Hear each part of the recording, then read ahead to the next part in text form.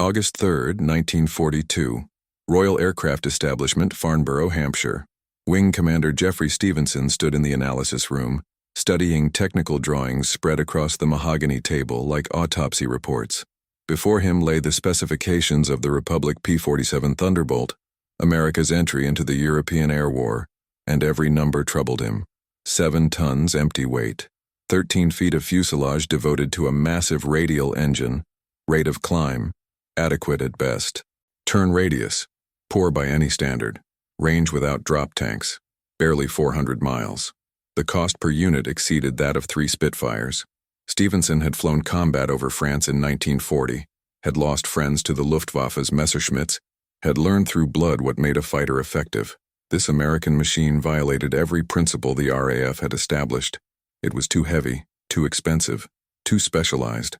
Britain built fighters that could intercept, dogfight, perform ground attack, adaptable weapons for a nation that couldn't afford single-purpose aircraft.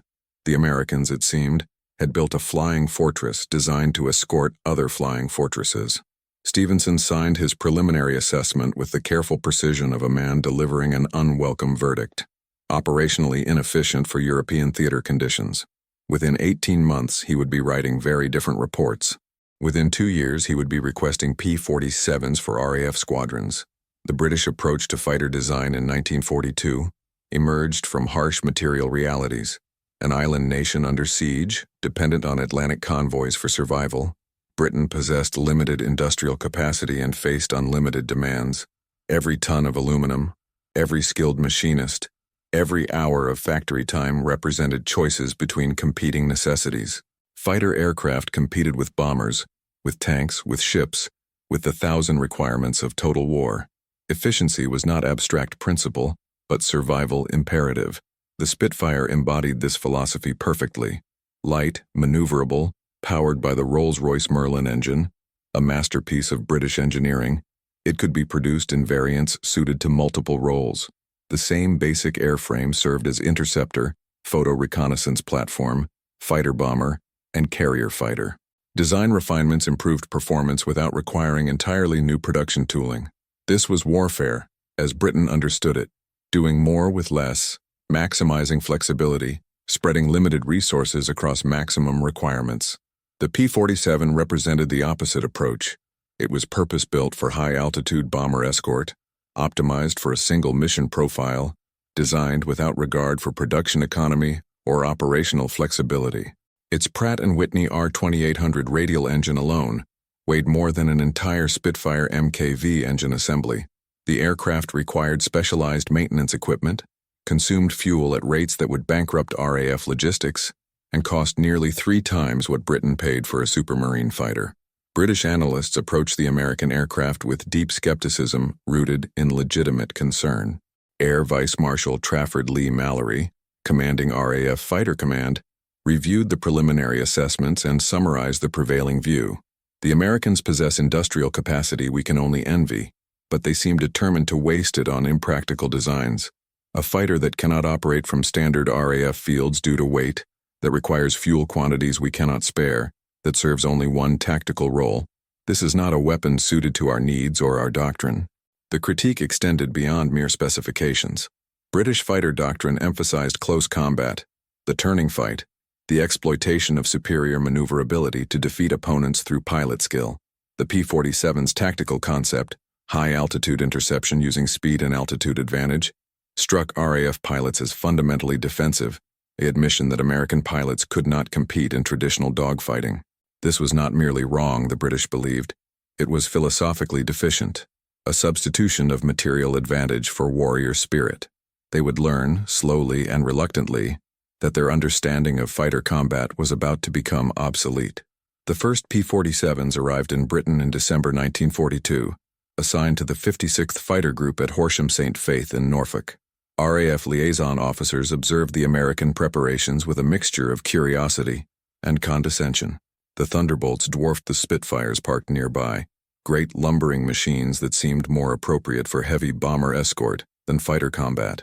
American ground crews required twice the space of British maintenance teams, used fuel bowsers that could service 3 Spitfires in the time it took to refuel 1 P-47. and handled ammunition loads that made RAF armorers whistle in disbelief. Squadron leader James "Johnny" Johnson, one of the RAF's leading aces, watched a P-47 takeoff run and remarked to a fellow pilot, "Look at that. It uses half the runway just to get airborne. In the time that thing climbs to altitude, a Spitfire could already be engaging the enemy." The observation was accurate. The P-47 was slow to climb, especially with full fuel and ammunition loads. But Johnson, like many RAF pilots, was measuring the wrong variable.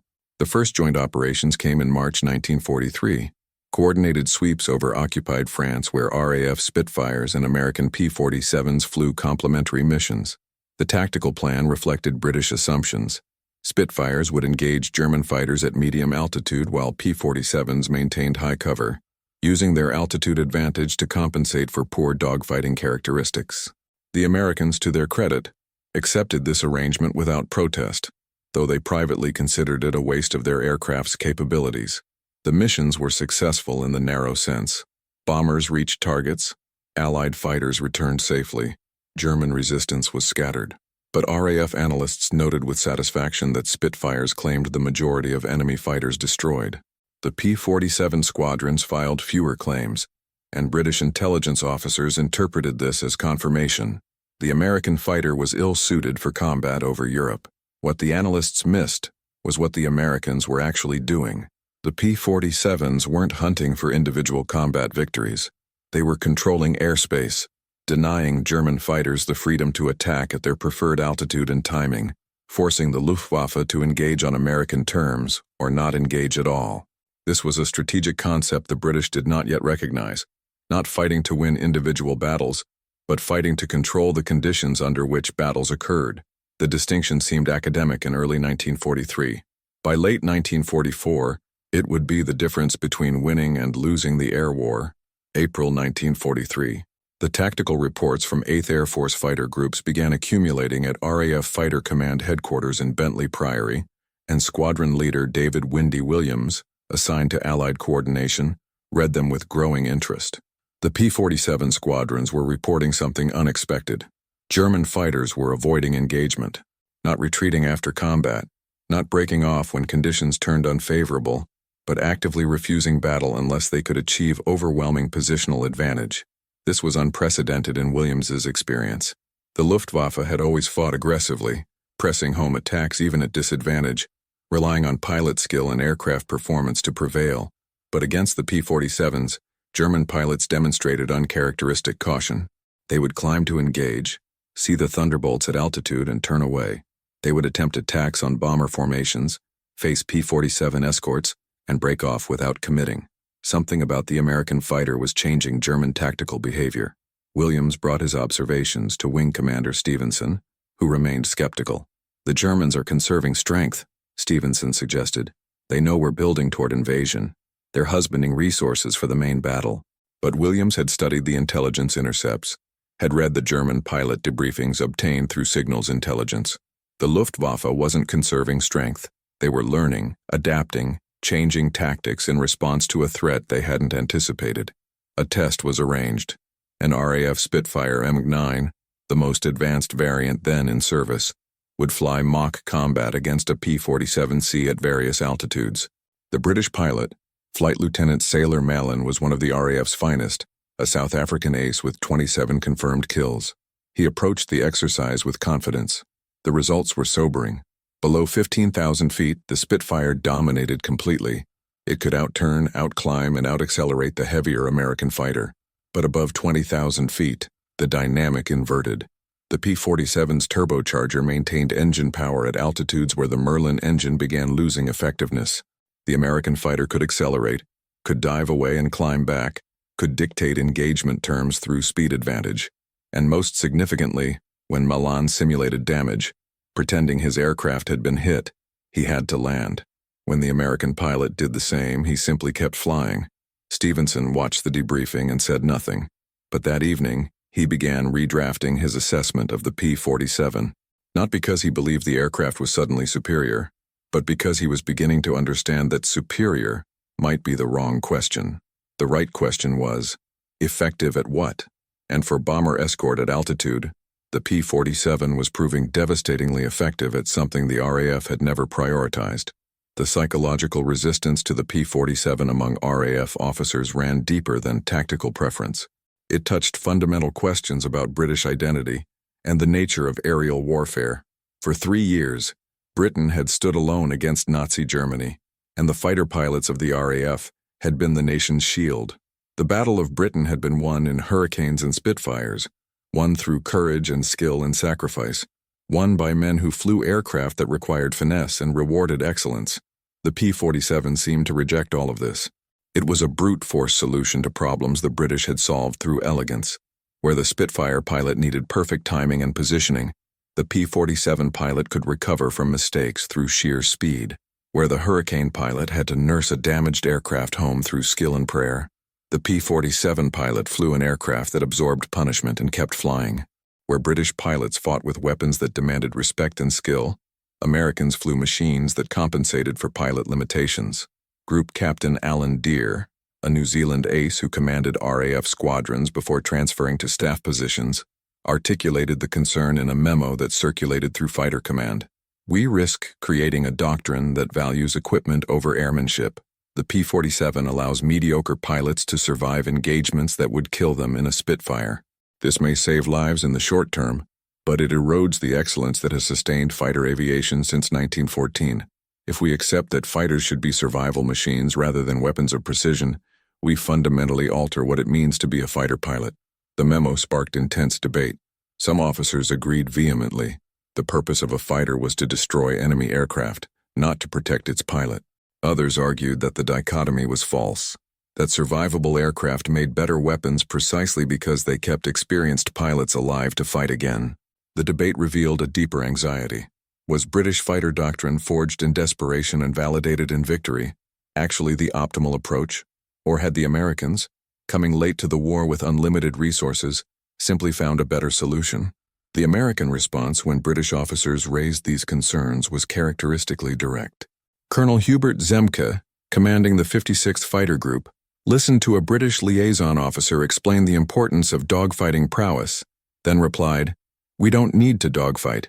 We need to protect bombers and kill German fighters. The P-47 does both. Everything else is philosophy." The comment was considered crude by RAF standards. It was also, increasingly, obviously correct. By summer 1943, the operational data could no longer be ignored. American fighter groups flying P-47s were sustaining lower loss rates than equivalent RAF squadrons, while simultaneously achieving higher bomber protection effectiveness. The bombers that P-47s escorted reached targets with fewer losses and delivered bombs with greater accuracy than bombers escorted by RAF fighters. The Americans weren't winning more individual dogfights. Spitfires still claimed higher kill ratios in pure air combat, but they were winning the strategic battle. British analysts struggled to reconcile these results with their assumptions. The solution, many argued, was obvious. Give the Americans Spitfires. Several proposals circulated through the Air Ministry suggesting exactly this. Provide American fighter groups with Spitfire Mate 9s, train them in RAF tactics, integrate them fully into British operational doctrine. The Americans would benefit from superior aircraft and proven tactics. The British would benefit from additional fighter strength. The proposals never gained traction, not because they were rejected, but because the Americans showed no interest. They were satisfied with the P-47, were developing tactics optimized for its characteristics, were achieving results that validated their approach. To British officers accustomed to thinking of the RAF as the world's leading fighter force, this indifference was inexplicable. Air Vice Marshal Trafford Lee Mallory met with Major General Carl Spaatz commanding the 8th Air Force to discuss fighter operations coordination. Lee Mallory suggested diplomatically that the Americans might benefit from studying RAF combat techniques. Spaatz listened politely, then explained the American perspective. We're not trying to win dogfights. We're trying to destroy the Luftwaffe's ability to interfere with bombing operations. Different mission, different tactics, different requirements. But surely, Lee Mallory pressed, in air combat the superior aircraft and pilot will prevail. In isolated combat, perhaps, Spaatz agreed. But we don't fight isolated combats. We fight system against system. Our system includes aircraft designed for specific missions, tactics that exploit their strengths, training that emphasizes discipline over individual initiative, and production capacity that replaces losses faster than the Germans can inflict them. The P-47 is optimized for this system. A Spitfire, excellent as it is, would not be. The meeting ended cordially, but Lee Mallory left troubled. The Americans were describing warfare in terms that seemed almost industrial. Systems, capacity, optimization. Where was the warrior spirit? Where was the emphasis on individual excellence? He did not yet understand that he was witnessing a revolution in military thinking, one that would define aerial warfare for the remainder of the century. October 1943 brought the crisis that would finally shift British perceptions. The 8th Air Force attempted a series of deep penetration raids against German industrial targets, Schweinfurt, Regensburg, targets beyond the range of existing fighter escorts. The bombers went unescorted into the teeth of German defenses, and the losses were catastrophic.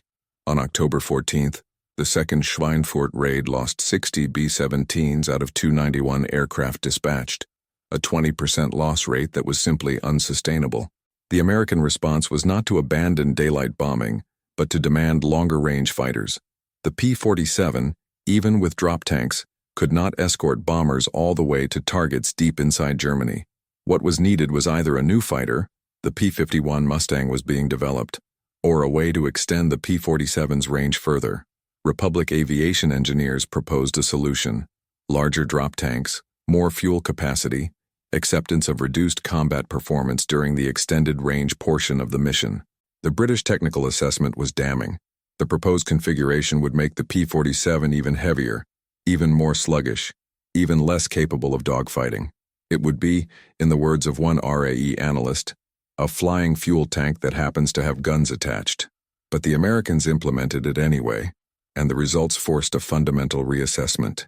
P-47s with extended range tanks began escorting bombers deeper into Germany. When German fighters attacked, the American pilots dropped their external tanks and fought with their characteristic tactics: altitude advantage, diving attacks, refusal to engage in turning combat. The loss rates for escorted bombers dropped dramatically. German fighter losses increased.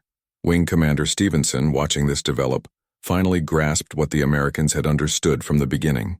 The P-47 was not designed to be efficient in the British sense, doing multiple missions adequately. It was designed to be effective in the American sense, doing one mission superbly. And that mission, high-altitude bomber escort with the capability to engage and defeat any German fighter while protecting the bombers, was perhaps the most important mission in the European air war. He drafted a new assessment, this one stripped of tactical criticism and focused on strategic effectiveness. The P-47 succeeds not despite its apparent inefficiencies, but because of its single-minded optimization for bomber escort.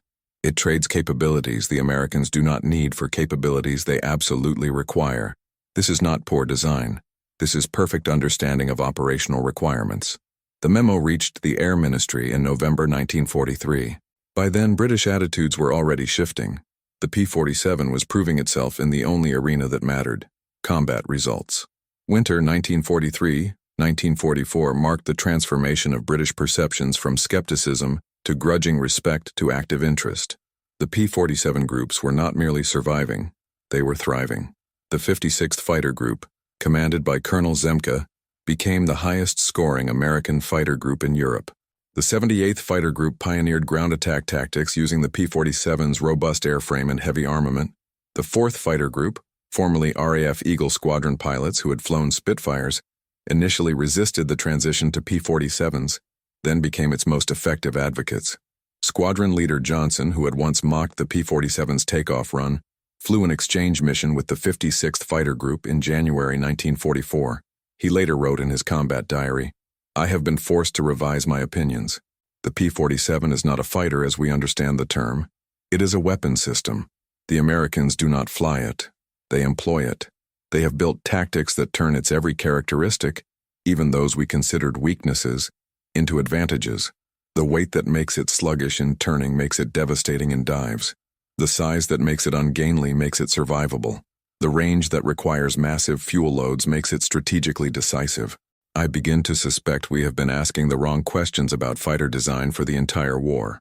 The practical implications became clear when RAF squadrons operating over occupied Europe began requesting American fighter support specifically, not because British fighters were inadequate, but because the P-47's presence changed German tactical behavior in ways that benefited all Allied aircraft. When P-47s flew high cover, Luftwaffe fighters could not execute their preferred bounce tactics, diving from altitude onto British fighters at medium level. The Germans had to either engage the P-47s on unfavorable terms or concede control of the upper airspace. Air Vice Marshal Lee Mallory, preparing for the invasion of France, studied the operational patterns and reached a conclusion he would not have considered possible a year earlier. For the D-Day invasion, air superiority over the beaches would be absolutely critical. The force composition he recommended included not just RAF fighters, but substantial American P-47 elements, specifically tasked with controlling high-altitude airspace and preventing German reconnaissance and fighter sweeps. The recommendation represented a profound shift in British doctrine. For the first time, the RAF was explicitly conceding that American fighters, operating according to American tactics, were better suited to specific critical missions than British aircraft using British methods. The P-47 had not won by proving British doctrine wrong. It had won by demonstrating that multiple doctrines could coexist, each optimized for different operational requirements. Spring 1944 brought convergence.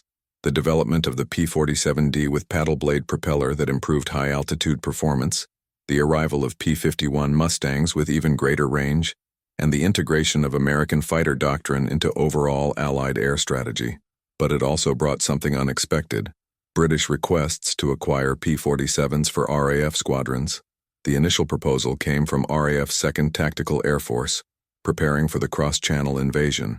They wanted P-47s not for air superiority but for ground attack, the mission that had become the P-47's secondary specialty. The aircraft's rugged construction, heavy armament, and ability to absorb ground fire made it ideal for close air support. RAF Typhoons were performing this mission adequately, but the P-47 could carry heavier loads, sustain more damage, and maintain higher sortie rates. The proposal created an awkward situation. For 2 years, British analysts had declared the P-47 inefficient and ill-suited to European operations. Now they were requesting the aircraft in substantial numbers. The Americans, to their credit, did not gloat. They simply processed the requests through Lend-Lease channels and began delivering P-47D Razorbacks to RAF squadrons. The British pilots who transitioned to the P-47 discovered what American pilots had known for months. The aircraft compensated for pilot errors, survived encounters that would destroy other fighters, and allowed aggressive tactics because pilots trusted the machine to bring them home. Flight Lieutenant Pierre Closterman, a free French pilot flying with the RAF, wrote after his first combat mission in a P-47, "I understand now why the Americans fly as they do. When you know your aircraft can take this much punishment and continue fighting, you develop a different relationship with combat. Not fearlessness, that would be stupid, but confidence that survival depends on tactics and discipline rather than luck and prayer." The integration of P-47s into RAF squadrons required adjustments in maintenance, logistics, and tactical doctrine, but the results validated the decision. RAF P-47 squadrons operating over Normandy after D-Day achieved destruction rates against German armor and transport that exceeded what had been accomplished with any previous aircraft. The P-47's 850 caliber machine guns could shred soft targets. Its ability to carry bombs and rockets gave it versatility. Its survivability meant pilots returned for multiple missions per day. By summer 1944, British analysts who had once condemned the P-47 as inefficient were filing reports praising its effectiveness. The distinction between efficiency and effectiveness had finally become clear. Efficiency measured resource utilization. Effectiveness measured mission accomplishment. The P-47 was brilliantly effective precisely because the Americans had been willing to sacrifice efficiency to achieve it. Autumn 1944.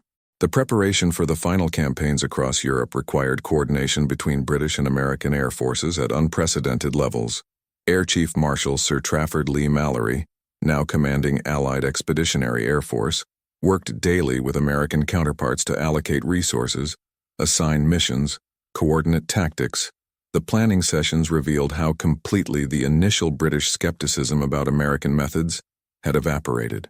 Wing Commander Stevenson, now serving as senior RAF liaison to the 8th Air Force, participated in tactical planning for Operation Market Garden, the ambitious airborne assault aimed at seizing bridges across the Rhine. The plan required absolute air superiority over the operational corridor, protection for transport aircraft carrying paratroopers, and suppression of German ground forces. The force structure included RAF fighters, but the critical high-altitude protection mission went to P-47 groups. During the planning session, an RAF officer questioned why Spitfires weren't assigned to the high-altitude escort role.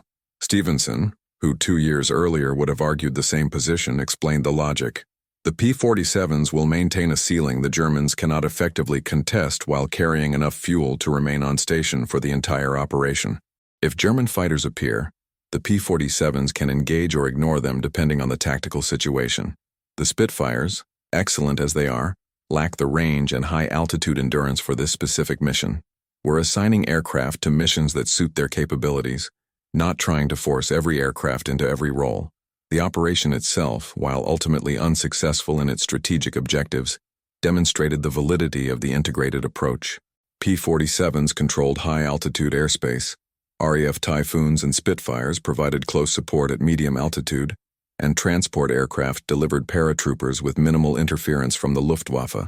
The air component of Market Garden succeeded completely. The ground operation failed for reasons unrelated to air support. In the after-action review, British analysts noted a significant finding.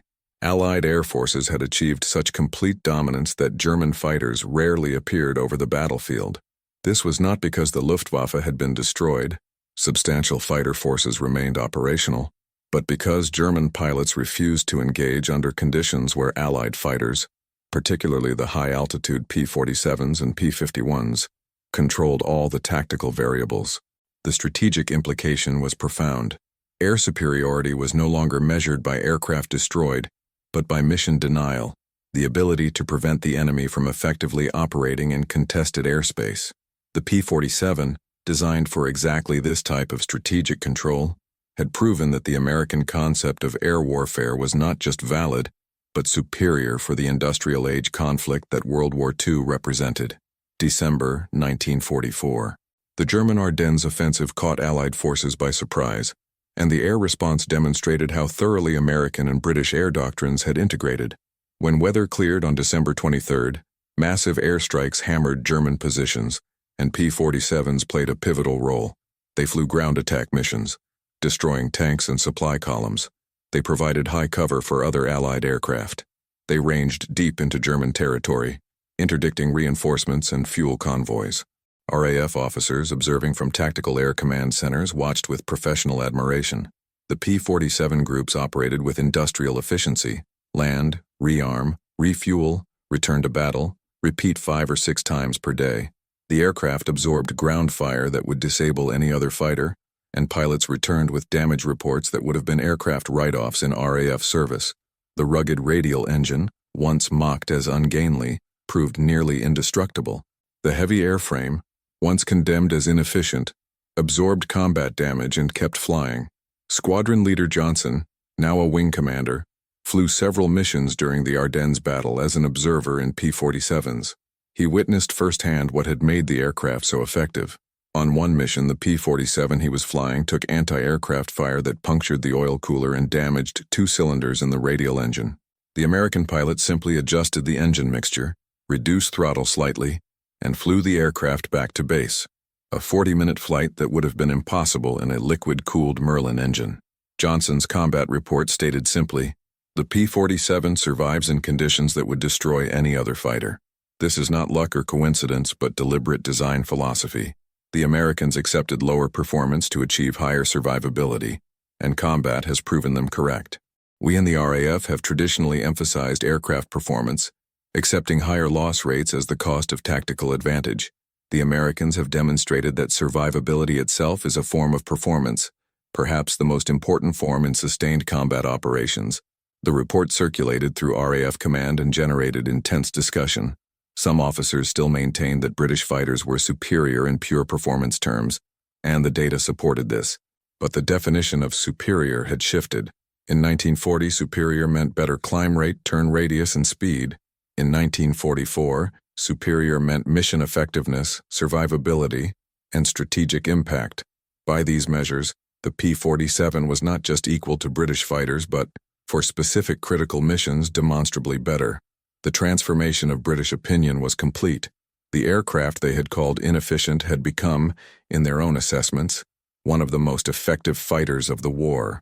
The final months of the war in Europe brought vindication for American design philosophy and tacit acknowledgement from British analysts that their initial assessments had been profoundly wrong. The P-47, which had entered service to British skepticism in late 1942, ended the war as one of the most produced American fighters, with over 15,000 built, and one of the most versatile, serving in air superiority, bomber escort, ground attack, and reconnaissance roles. Wing Commander Stevenson, who had signed the original operationally inefficient assessment in August 1942, drafted the final British evaluation of the P-47 in March 1945. The document, classified at the time but later released, represents a remarkable admission of analytical failure and a sophisticated understanding of what had gone wrong. Our initial assessment of the P-47 Thunderbolt, Stevenson wrote, reflected fundamental misunderstanding of the operational environment in which the aircraft would be employed. We evaluated the P-47 against criteria derived from British operational requirements, airfield limitations, fuel constraints, tactical doctrine emphasizing maneuverability. By these measures, the aircraft was indeed inefficient. What we failed to recognize was that the Americans were not designing for our requirements. They were designing for theirs. Unlimited fuel availability, excellent air bases, industrial capacity to produce specialized aircraft for specific missions, and tactical doctrine that emphasized altitude, speed, and firepower over maneuverability. By these criteria, the P-47 was brilliantly efficient. More significantly, we failed to anticipate how combat would evolve. We believed air superiority would be won through dogfighting prowess, aircraft and pilots engaging in individual combat where skill and maneuverability determined outcomes. The Americans understood that air superiority in industrial warfare is achieved through systemic advantage, numbers, coordination, logistics, and aircraft designed to exploit these advantages. The P-47 did not win battles through superior dogfighting. It won battles by denying the enemy favorable engagement conditions, by surviving encounters that would destroy other aircraft, by maintaining sortie rates that overwhelmed German defensive capacity, and by accomplishing missions that directly contributed to strategic objectives. We measured the wrong variables and reached wrong conclusions. The assessment concluded with a recommendation that would have been unthinkable 3 years earlier, that post-war RAF fighter development should incorporate American design philosophy, specifically, the willingness to sacrifice some performance characteristics to achieve overwhelming advantage in others. The P-47 had taught the RAF that efficiency was meaningless without effectiveness, and effectiveness in modern aerial warfare required a fundamental rethinking of what made a fighter good. May 1945. Victory in Europe. The air war ended with Allied air forces in complete control of European skies, and the P-47 had been instrumental in achieving that dominance. The final accounting showed that P-47s had flown more combat sorties than any other American fighter, 546,000 missions, had claimed 3,752 enemy aircraft destroyed in air combat, had destroyed countless vehicles, locomotives, and ground targets, and had done so with loss rates significantly lower than other fighter types. But the true victory of the P-47 was not statistical, it was conceptual. The aircraft had forced British analysts, and through them the entire RAF establishment, to reconsider fundamental assumptions about fighter design and aerial warfare. The British had believed that fighters should be light, maneuverable, adaptable, weapons that rewarded pilot skill and tactical finesse. The Americans had demonstrated that fighters could be heavy, specialized, survivable, weapons that achieved strategic objectives through systemic advantage. Neither approach was inherently superior. Both worked, given appropriate resources and tactical doctrine. But the American approach proved more scalable to industrial-age warfare, where victory depended not on individual excellence, but on the ability to apply overwhelming force consistently across time and space. The P-47 embodied this philosophy completely. Wing Commander Stevenson's final observation, in a personal letter to Air Marshal Sir Arthur Harris, captured the transformation in British thinking. We criticized the P-47 for being inefficient, and we were correct by our definition of efficiency. But our definition was wrong. The Americans taught us that efficiency in warfare is not measured by resource utilization, but by strategic impact per unit of pilot life. By this measure, and this is the only measure that ultimately matters, the P-47 was perhaps the most efficient fighter aircraft of the war. It allowed average pilots to survive long enough to become good pilots. It accomplished missions that directly contributed to winning the war. It could be produced in numbers that overwhelmed enemy defensive capacity. It survived damage that would destroy other aircraft, bringing pilots home to fly again. These characteristics made it effective, and effectiveness, not elegance, not performance, not adherence to theoretical ideals, determines victory. The British called it inefficient. Then it started winning every battle that mattered. This was not accident or luck. This was the result of Americans understanding something we did not, that industrial warfare requires industrial solutions, and the finest craftsmanship in the world cannot compete with adequate craftsmanship produced in overwhelming quantity. We learned this lesson. We learned it late, but we learned it. The story of the P-47 Thunderbolt in British service and British estimation is ultimately a story about the difficulty of recognizing paradigm shifts in real time. The aircraft that arrived in Britain in late 1942 was evaluated against criteria established in earlier years of the war, criteria that emphasized different values and measured different variables. By those standards, the P-47 failed comprehensively. It was too heavy, too expensive, too specialized, too American. But combat revealed that the standards themselves were obsolete. The air war over Europe in 1943-1945 was not the Battle of Britain fought at greater scale. It was a fundamentally different type of conflict. Strategic bombing campaigns requiring fighter escorts operating at extreme range and altitude, ground attack missions supporting mobile armored warfare, air superiority achieved through systemic control rather than individual combat victories. For this war, the P-47 was not inefficient. It was ideal. The British recognition of this reality came gradually, reluctantly, but ultimately completely. By war's end, the RAF operated P-47s in substantial numbers. British analysts praised its effectiveness, and British doctrine incorporated American concepts of fighter employment. The transformation represented intellectual honesty of a high order, the willingness to admit analytical failure and adapt based on observed results rather than theoretical preferences. The lessons extended far beyond World War II. The P-47's vindication established principles that would guide military aviation for decades. That survivability is a form of performance. That specialization can be more effective than adaptability. That strategic impact matters more than tactical elegance. And that industrial capacity properly applied can overcome qualitative disadvantages. Modern fighter development, from the F-4 Phantom to the F-15 Eagle to the F-35 Lightning, reflects these principles. Wing Commander Jeffrey Stevenson, who had signed the initial assessment declaring the P-47 operationally inefficient, retired from the RAF in 1956.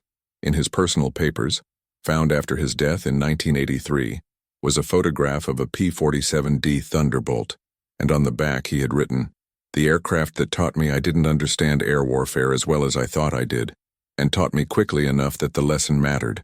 The British analysts called it inefficient. They were measuring the wrong things. By the measures that actually determined victory, strategic impact, pilot survival, mission accomplishment, the P-47 was brilliantly efficient. And once the British understood this, they stopped criticizing and started learning.